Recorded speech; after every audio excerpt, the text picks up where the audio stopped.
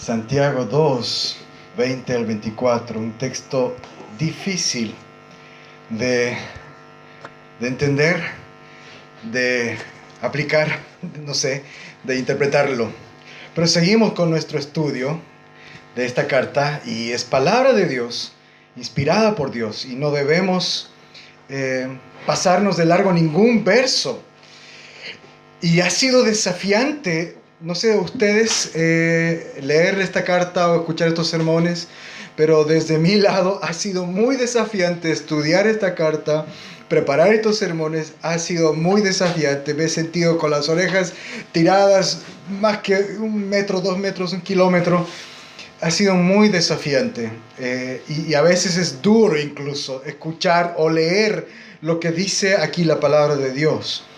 Pero siempre debemos recordar que cuando la Biblia no tiene siempre este lenguaje amoroso y cariñoso, sino que a veces es punzante y al hueso, lo hace así porque Dios nos ama y porque quiere transformarnos y bendecirnos. Así como un padre a veces tiene que hablar de forma dura a su hijo, pero por amor, para evitarle un dolor mayor. Así es esta carta. Y nos está llamando a cosas potentes. El Señor, nuestro Padre Celestial, nos está hablando por este pasaje, por esta carta. Así que tenemos que prestarle atención. Ahora, este pasaje de hoy, los versos 20 al 24, tienen un desafío extra para ser entendidos, para ser predicados. Sabemos que Santiago está hablando en el fondo acerca de la fe. La fe es el tema de la carta de Santiago, no tanto las obras. Aunque sí hay mucho énfasis en las obras, en las acciones, pero el énfasis que pone Santiago en las acciones es porque él quiere que entendamos bien lo que es la fe. La fe, una fe verdadera. Pero mira lo que dice en el verso 24. Y lo vamos a contrastar con otro pasaje de las Escrituras. El verso 24 de Santiago dice lo siguiente: como pueden ver, podemos ser justificados por las obras y no solamente por la fe. Entre paréntesis, dato interesante, dato curioso, no solo por la fe. Aquí está diciendo literalmente en el lenguaje original, no fe sola, fe solamente. Es la misma palabra por la cual los reformadores dijeron sola fide. Fe solamente. Aquí es el único lugar en la Biblia donde sale esa misma fórmula exactamente como la dijeron los reformadores. Sola fide, solo que aquí en formato negativo. No sola fide. Entonces es como, ¿cómo? Si los reformadores dijeron sola fide, aquí Santiago está diciendo no, sola fide. Ups. Y luego contrastamos con Pablo en Romanos 3:28. Por lo tanto, llegamos a la conclusión de que el hombre es justificado por la fe, sin las obras de la ley. ¿Qué hacemos con esos dos pasajes? Santiago dice, podemos ser justificados por las obras y no solamente por la fe. Y Pablo dice, llegamos a la conclusión de que el hombre es justificado por la fe y no por las obras. Aquí es donde muchos gritan, ¡contradicción! La Biblia está llena de errores. Fue escrita por hombres que se contradicen unos a otros. Precisamente porque ven esto. Mi respuesta humilde es tonterías. La palabra de Dios es inerrante, no se equivoca. El problema no es tanto lo que dice textual ahí, sino lo que no entendemos en el contexto. Si agarramos estos dos versos como acabo de hacerlo y los ponemos así uno frente a otro sin contexto, obviamente vamos a ver una contradicción. Pero cuando entendemos de qué estaba hablando Pablo y de qué está hablando Santiago, todo calza y todo es mucho más fácil de entender. Si no consideramos cuidadosamente el contexto en cualquier pasaje de la Biblia, es muy probable que vamos a terminar creyendo o enseñando herejías. No hay contradicción entre Santiago y Pablo. No hay motivo tampoco para considerar que un texto o una carta sea más importante que la otra. Esa fue la tentación que tuvo Lutero, Martín Lutero, cuando leyó Santiago, quería sacar la carta de Santiago de la Biblia, quería sacar, y de hecho tenía palabras duras para hablar de Santiago, decía esta es la carta de paja y cuestiones. No, ambos autores fueron inspirados por el Espíritu Santo de Dios y ambas cartas son igualmente autoritativas y palabra de Dios. Y lo más importante es que cada uno de ellos, Santiago y Pablo, están hablando exactamente del mismo evangelio, solo que de distintos puntos de enfoque y hablando a diferentes problemas de la iglesia. Pablo, por ejemplo, está luchando con una enseñanza falsa de que alguien puede ganar su salvación por medio de buenos actos y buenas obras religiosas. Esa es la enseñanza que Pablo está luchando y por eso concluye, nadie se puede salvar por medio de acciones, de actos, de obras humanas, religiosas. Y esa es la idea que los protestantes, la reforma protestante en el siglo XVI combatió. Porque en esa época todo el mundo creía que se podía salvar por medio de pagar, por medio de participar de un rito de los sacramentos. Y Pablo desde un principio dijo, no es así. No es por medio de circuncisiones, no es por medio de obedecer los días sagrados del Antiguo Testamento, es únicamente por fe. Esa fue la lucha de Pablo. Santiago está luchando con otra idea. Santiago está mirando a aquellos cristianos que ya tienen años en la iglesia, pero que tienen otra confusión.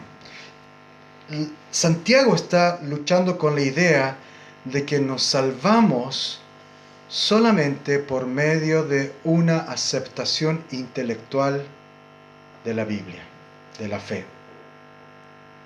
Santiago está luchando con esta idea de que dice, yo me salvo porque estoy de acuerdo con lo que dice la Biblia. Puedo decir amén a lo que dice, estoy adentro. Y mi vida no tiene ningún cambio. Sigo pecando, sigo mintiendo, sigo hablando malas palabras, sigo etcétera, etcétera, etcétera, etcétera. Un largo etcétera. Santiago va a hablar mucho sobre cómo debe hablar un cristiano, cómo debe comportarse el cristiano. Pero ¿notas las diferentes amenazas? La amenaza con la que está luchando Pablo es una falsa idea de cómo entro al reino de los cielos. Y la lucha que está peleando Santiago es contra esta idea de cómo se debe vivir. Cómo debe vivir alguien que pertenece al reino de los cielos. Ahora la pregunta es, ¿cuál de estas dos corrientes nos están amenazando a nosotros hoy día como cristianos hoy? Creo que la respuesta es ambas. Creo que ambas corrientes nos están amenazando. Creo que muchas personas de verdad creen que Dios les acepta, que Dios los ama o les perdona por aquello que hacen. Por asistir a la iglesia, porque tienen grandes donaciones a los pobres, o ofrendas, o porque cumplen con algunos ritos, tradiciones de las religiones. Eso es pensar que te salvas por obras. Pero por otro lado, hay muchos que creen que ya son salvos porque un día hicieron una oración o porque un día sintieron algo especial en una iglesia o en un evento religioso. Fueron a algún lugar, alguien les habló de Dios y sintieron algo, lloraron, qué sé yo, y no tienen ningún cambio después en sus vidas. No les interesa amar, esforzarse por cambiar, ser más santos. Y Santiago está hablando a esa persona. Pablo está hablando al primer grupo. Entonces Santiago nos dice, la fe debe cambiarte. La fe no es simplemente entender, estar de acuerdo con algo. La fe tiene un impacto en tu vida. La fe produce algo en ti, un nuevo deseo que antes no estaba, un nuevo anhelo por ser más como Jesús. Y eso es lo que ha estado enseñando Santiago en los versos anteriores. Y ahora él, en esta última parte del capítulo 2, va a ocupar dos ejemplos de la historia bíblica y de la historia del pueblo de Israel de la antigüedad. Él va a hablar de dos personajes muy conocidos para los israelitas, Abraham y Rahab. Y hoy día vamos a concentrarnos en el ejemplo de Abraham y lo que dice Santiago acerca de Abraham. Santiago ya dijo que una fe que es muerta no salva. Santiago ya nos dijo en los versos anteriores que alguien que dice tener fe, que cree en Jesús, pero que no hace nada con los pobres que están delante de él, no tiene fe en realidad. Ahora en el verso 20, Santiago como que se pone un poco más, ¿cómo diríamos nosotros? Brígido, no sé. Se pone un poco más, no sé, como que se enoja en el verso 20 y ocupa un tono fuerte. Mira lo que dice: no seas tonto. ¿Quieres pruebas de que la fe sin obras es muerta? Está usando una palabra fuerte aquí Santiago. En el texto original, la palabra tonto se puede traducir literalmente vacío, hueco. Hueco, no tienes nada dentro. Es este concepto hebreo que también se traduce en otros lugares del Antiguo Testamento como necio, tonto. Los proverbios hablan mucho de esta persona hueca, vacía, no tiene nada aquí. Es una persona dura, según las Escrituras. Alguien vacío, no tiene nada, no es real. Santiago dice que aquel que no demuestra su fe por medio de sus acciones es esa persona vacía, no es real. Su cristianismo no es real. Así que, ¿cómo? Nuevamente Santiago está preocupado. ¿Cómo puedo saber yo si mi cristianismo es real? Si yo no soy uno de estos huecos, si no soy uno de estos vacíos, que no tengo nada en realidad adentro, si mi fe es una mentira, ¿cómo saber? Entonces, Santiago sigue preocupado por eso y nos da un nuevo ejemplo. Dice Abraham. Mira Abraham. Abraham es el héroe de los judíos. Es el héroe, es el patriarca. Es el hombre por quien todo comenzó en Génesis capítulo 12. Era un donadie, un hombre que vivía y trabajaba y andaba como cualquier otro. Pero un día Dios lo llamó y le hizo una promesa. Tienes que recordar Génesis 12, 1 al 3. Dios le dijo: sal de la tierra donde estás y vete a la tierra que te mostraré, y te bendeciré y haré de ti una gran nación. Tendrás muchos hijos y prosperarás, y cualquiera que te bendiga, yo lo bendeciré, y al que te maldiga, yo lo maldeciré. Y con Abraham comienza la historia y comienza la nación de Israel. Él es el padre de los israelitas. Entonces Abraham es el héroe de los judíos. A este Abraham Dios le había prometido esa descendencia. Entonces cuando leemos la historia de Abraham vemos que el tema se centra en tener hijos.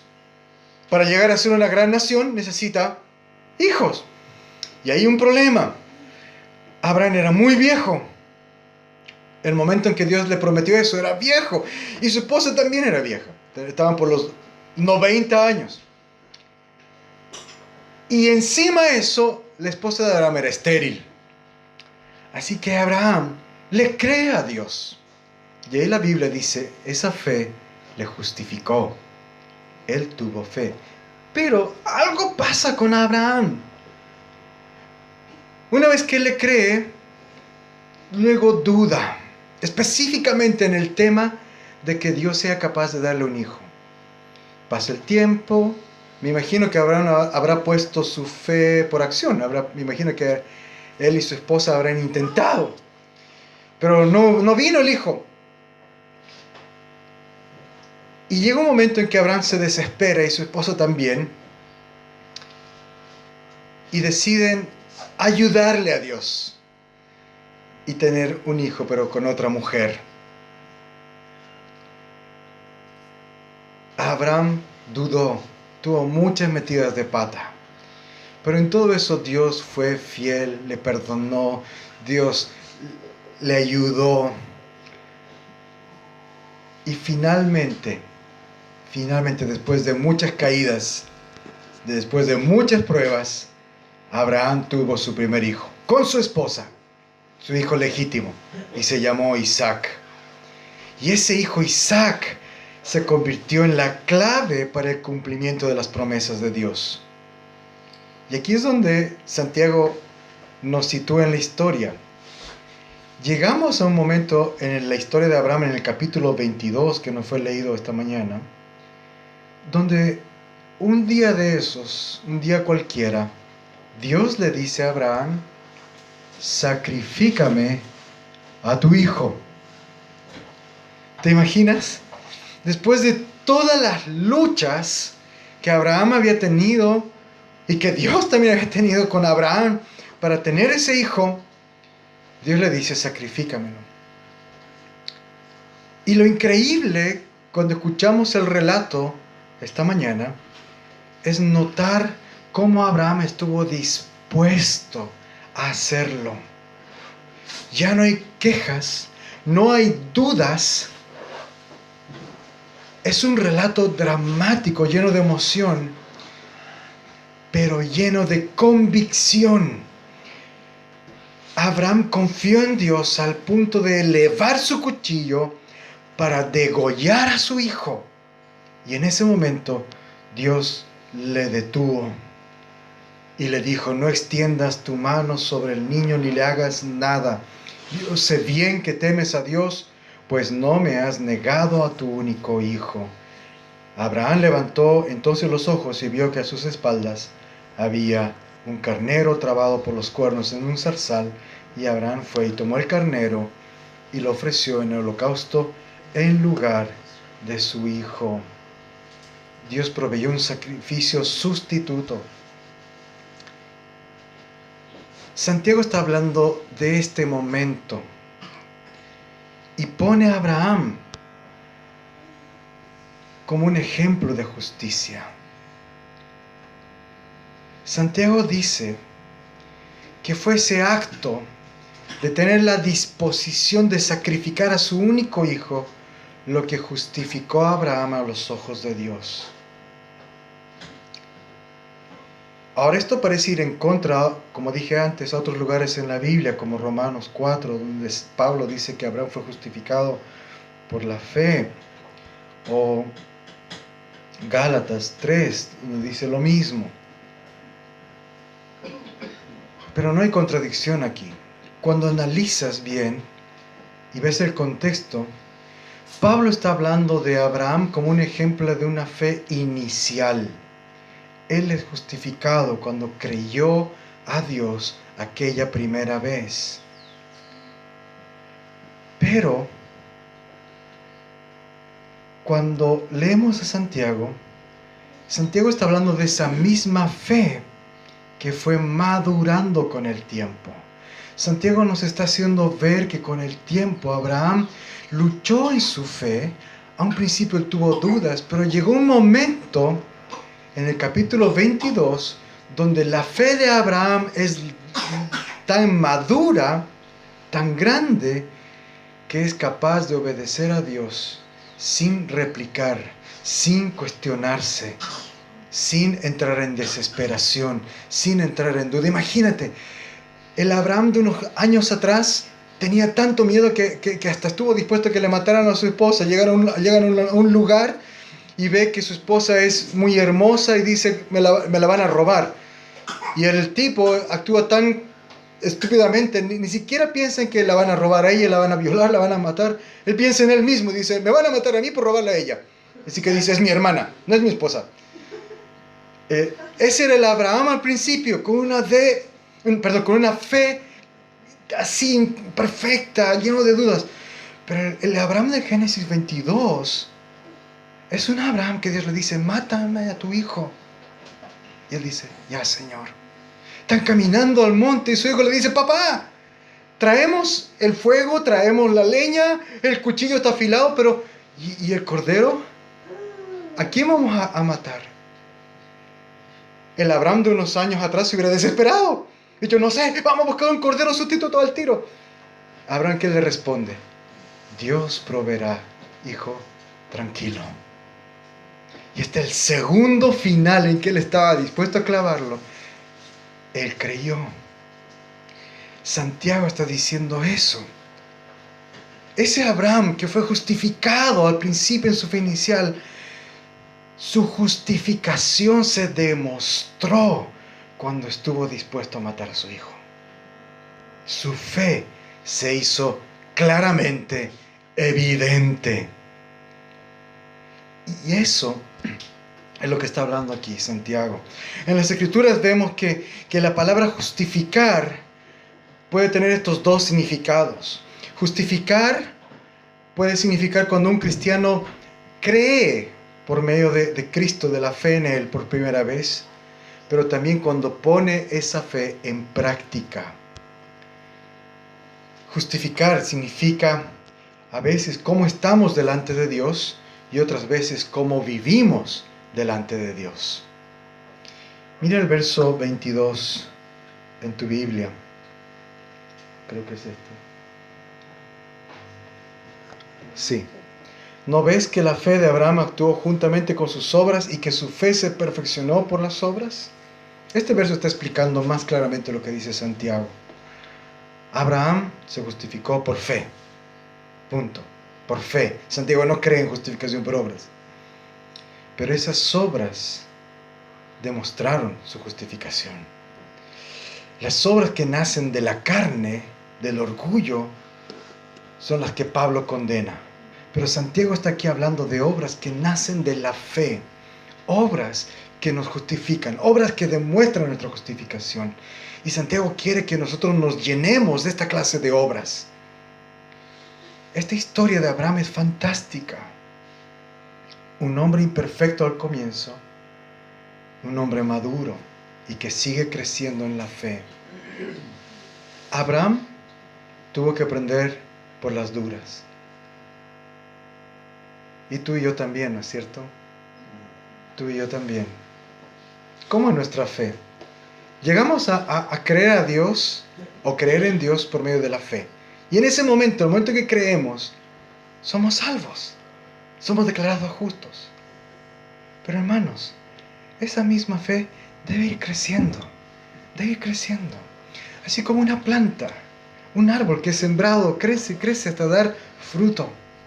Y eso es lo que está diciendo aquí Santiago. Llega el momento en que Dios le pide a este hombre, sacrifica a tu hijo. Y el Abraham que antes estaba lleno de duda y de miedo, no aparece. El Abraham de Génesis 16 no aparece en Génesis 22. Y eso es lo que quiere Santiago que ocurra con todos nosotros. Pablo también habla de esto. En palabras de Pablo, este proceso se llama santificación. Y según este verso 22, mira qué hicieron las obras con la fe de Abraham. ¿Qué hacen las obras con la fe? La perfecciona. La perfecciona. En otras palabras, cuando Abraham estuvo dispuesto a entregar a su hijo, no solamente estaba demostrando que su fe era real, sino que por medio de ese acto, por medio de esa obediencia, su fe estaba creciendo. Así que, hermano, proponte a obedecer a Dios en actos pequeños. En actos grandes. Te comprometiste a hacer la coinonía, a hacer la limpieza. Hazlo. Actos pequeños de obediencia. Te propusiste en el Señor, en la fe, no en tu orgullo, no porque quieres verte mejor, pero en el Señor, humildemente. A ya no decir más un garabato en tu vida, o a dejar el cigarro, o qué sé yo. Te comprometiste en el Señor. Hazlo. Si lo intentas en tus fuerzas, por tu orgullo, no lo vas a lograr. Pero en el Señor, pequeños actos de fe, pequeños actos de obediencia, y vas obedeciendo, tu fe va creciendo, tu fe va madurando. Cosa que cuando llegue la hora de obedecer a lo grande, si es que llegara la hora en que alguien ponga un fusil ante ti y te dice, renuncia a Jesús o te mato, tú podrás mantenerte fiel. En lo poco fuiste fiel, sobre mucho te pondré. Así que ese es el mensaje. Mientras más obedecemos a Dios, nuestra fe madura, crece. La fe nos lleva a la obediencia y la obediencia a la madurez. Ahora aquí la pregunta es para ti y para mí: ¿a qué obras de amor y de obediencia te está llamando Dios? Quiero que en este momento abras tu mente y tu corazón y que en una actitud de oración le digas al Señor: Padre, muéstrame en qué áreas de mi vida, en qué cosas reales y prácticas quieres que te obedezca. ¿Cómo te puedo obedecer hoy? Hermanos, los días que estamos viviendo son complejos. Este es un momento histórico para la nación de Chile. Ese malestar y este deseo generalizado de equidad y de justicia que ha enardecido a toda la nación es potente. Y yo creo que vamos a presenciar grandes cambios. Y como cristianos debemos ver esto como una oportunidad para el Evangelio, para que esos actos de amor y de fe y de obediencia se vean. Y el primer acto de fe y de obediencia que debemos hacer es doblar nuestras rodillas en oración. Es el arma más grande y poderosa que tenemos. Yo sé que a veces eso parece poco o parece recluirnos en nuestras cuatro paredes y que no estoy haciendo nada. De hecho, me sentí así en estos días, debo confesarlo. En la semana nos juntamos con Juan y Tabitha y estuvimos conversando. ¿Y te acuerdas, Juan? Conversamos sobre esto de salir o no salir, hacer el cacerolazo. Y yo no salí. Un día los vecinos todos alrededor sacaron sus cacerolas y se manifestaron. Y con Calita dijimos: sacamos nuestras cacerolas. Luego vimos que no teníamos cacerolas que podíamos realmente lastimarlas. Dijimos: no, mejor no, guardemos nuestras cacerolas. Y bueno, por muchas y varias razones yo no hice algo público. Y me sentí así, me sentí como que, chuta, no estoy haciendo nada más que orar. Y pareciera que fuera muy poco. Y así estando en oración, me llegó un WhatsApp de la oficina del alcalde. Cuento corto, al día siguiente estoy en la oficina sentado junto al alcalde testificándole del amor de Cristo. ¿Qué hizo eso? Yo no salí a reclamar, yo no salí a la puerta de la municipalidad, quiero hablar con el alcalde. ¿Quién lo hizo? Dios. ¿En respuesta a qué? A mi oración. La oración puede verse pasiva, pero es la cosa más explosivamente activa que puede hacer un cristiano. Y por medio de la oración, Dios puede llevarte a lugares donde ni te imaginas y hacer cosas que nunca pensaste que serías capaz de hacer o que tendrías el valor de hacer. Así que te animo, hermanos, sigamos orando. Otra acción de fe y de amor que podemos hacer en estos días es influir, hablar, testificar, salir y hablar con otras personas del amor de Cristo. Tanta necesidad que hay. Hoy día es muy propicio, las personas están esperando y están con las esperanzas abiertas de que haya un cambio real, de que haya más justicia, y eso es bueno, pero ningún cambio social va a traer verdaderas respuestas a las necesidades más profundas del ser humano. No hay gobierno, ni política, ni institución humana que pueda llenar este vacío que todos tenemos. Solo Dios puede llenar ese vacío. Por lo tanto, tú y yo, cuando hablamos con alguien, cuando oramos por alguien, cuando nos acercamos a un vecino, le decimos: vecino, ¿cómo se siente? ¿Cómo está? ¿Cómo le puedo ayudar? ¿Tiene comida? ¿Le falta arroz? ¿Le puedo proveer? Y en eso le hablas de la verdadera esperanza, de la verdadera hambre, que no puede ser saciada con comida, sino con el pan del cielo. Actos de amor, acciones de amor. Y para terminar, quiero simplemente recordarte una vez más el ejemplo de Abraham. Él demostró su fe cuando tuvo que sacrificar a su hijo. Queridos, la fe es sacrificial. ¿Qué te está llamando Dios a sacrificar por causa de Él? A renunciar, a dejar por causa de Él. ¿Qué te está llamando Dios a entregarle? Abraham tenía su confianza puesta en Dios, no en su hijo. Por eso fue capaz de levantar su cuchillo para degollarlo. Eso no quiere decir que Abraham no haya sufrido. El texto está escrito de una manera en que todos nosotros, cuando lo escuchamos o lo leemos, notamos y sentimos el impacto emocional sobre Abraham. Pero su obediencia era más grande porque su confianza no estaba puesta en ese hijo, estaba en Dios. ¿Dónde está puesta nuestra confianza? ¿Qué quiere Dios que renuncies? No te olvides que nuestra obediencia nos lleva a crecer en nuestra santidad y en nuestra fe. Somos justificados, demostramos la justificación por medio de nuestras obras. Así que salgamos al mundo confiando en Cristo, que esa confianza nos lleve a tener paz, a orar, a amar, a testificar y a cambiar nuestras vidas para parecernos más a Cristo. Amén. Amén, hermanos. Oremos.